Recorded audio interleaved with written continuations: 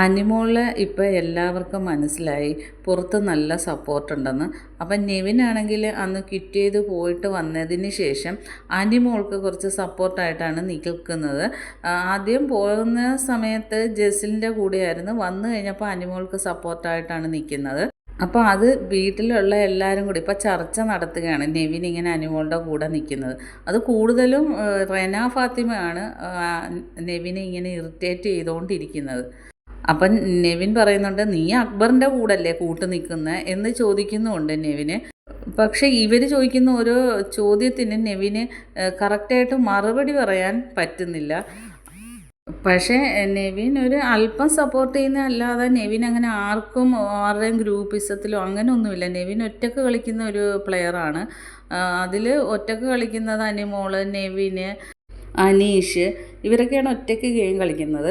ഇവർക്ക് തമ്മിൽ എന്തെങ്കിലും പ്രശ്നം വരുമ്പോൾ ഇവർ തമ്മിൽ അങ്ങോട്ടും ഇങ്ങോട്ടും സപ്പോർട്ട് ചെയ്യാറുണ്ട്.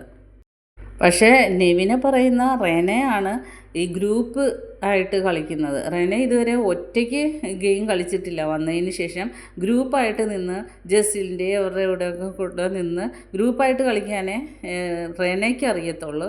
ആ റെനയാണ് ഇപ്പം അനിമോളെ നെവിൻ സപ്പോർട്ട് ചെയ്യുന്നെന്നും പറഞ്ഞ് നെവിനെ പുറകെ നടന്ന് അറ്റാക്ക് ചെയ്തുകൊണ്ടിരിക്കുന്നത്.